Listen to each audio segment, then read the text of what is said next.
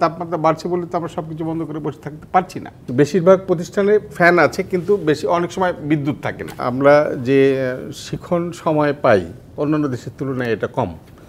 আমাদের যে সিলেবাস, সেই সিলেবাস শেষ করার জন্য পর্যাপ্ত সময়ের যথেষ্ট অভাব রয়েছে। আমাদের রমজানের একটা বড় বন্ধ রয়েছে, অন্যান্য বন্ধ দিয়ে অন্যান্য দেশের ছাত্রছাত্রীরা যে সময় পায় আমাদের দেশের ছাত্রছাত্রীদের জন্য, শিক্ষার্থীদের জন্য তার তুলনায় সময় কম।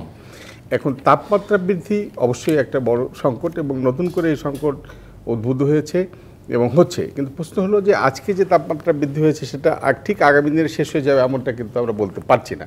এখন যদি এটা দিনের পর দিন অথবা সপ্তাহের পর সপ্তাহ বা মাসের পর মাস চলতে থাকে, সেক্ষেত্রে যদি আমাদের শ্রেণী কার্যক্রম বন্ধ থাকে, তাহলে আমাদের শিক্ষার্থীদের পড়ালেখা শেষ হবে কেমন করে? তাদের যে সিলেবাস, সেই সিলেবাস কিন্তু নির্দিষ্ট সময়ে শেষ করা সম্ভব হবে না এই বিবেচনায়। আর এই তাপমাত্রার যে পরিবর্তন, এটা কিন্তু একেবারেই মানে যে আজকে পরিবর্তন হয়ে কালকে ঠিক হয়ে যাবে এমন সম্ভাবনা ক্ষীণ। এই পরিবর্তনের সাথে আমাদের অভিযোজনে সক্ষম হতে হবে। আমাদের শিক্ষার্থীদের, আমাদের সকলকে অভিযোজনে সক্ষম হতে হবে, যাতে এই তাপমাত্রার সাথে আমরা শিক্ষাক্রম বা অন্যান্য কার্যক্রমও চালিয়ে যেতে পারি। নাহলে তাপমাত্রা বাড়ছে বলে তো আমরা সব কিছু বন্ধ করে বসে থাকতে পারছি না। এই বাস্তবতাই আমাদের মন্ত্রণালয় যে সিদ্ধান্ত গ্রহণ করেছে, আবার সরকার যে সিদ্ধান্ত গ্রহণ করেছে, আমার মনে হয় সেটা যথাযথ এবং যৌক্তিক।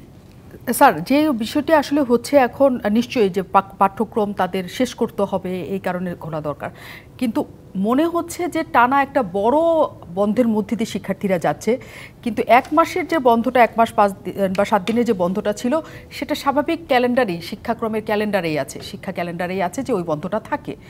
তার পরবর্তীতে মাত্র 1 সপ্তাহ পার হয়েছে যেটা অতিরিক্ত বন্ধ পেয়েছে শিক্ষার্থীরা।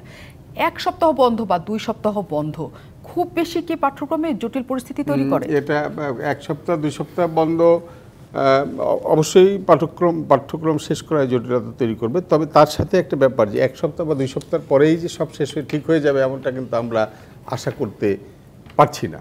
তা এই বাস্তবে আরেকটা বিষয় আমি যেটা বলতে চাই, সেটা হলো যে উষ্ণতা, তাপমাত্রার যে অতিবৃদ্ধির যে বাস্তবতা, সেটা স্কুলেও যেমন বাড়িতেও তেমন।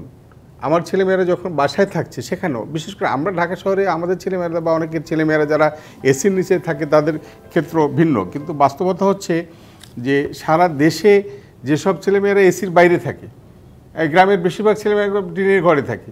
টিনের ঘরে থেকে তো বিল্ডিং, বেশিরভাগ শিক্ষা প্রতিষ্ঠান ভবন, সেখানে তো আরও সহজ। এবং আমরা এটিএন নিউজের একটা দেখেছি, প্রতিবেদন দেখেছি, ছেলেমেয়েরা বেশ উৎসাহের সাথে শ্রেণীকক্ষে তাদের কার্যক্রম পরিচালনার সাথে সম্পৃক্ত রয়েছেন।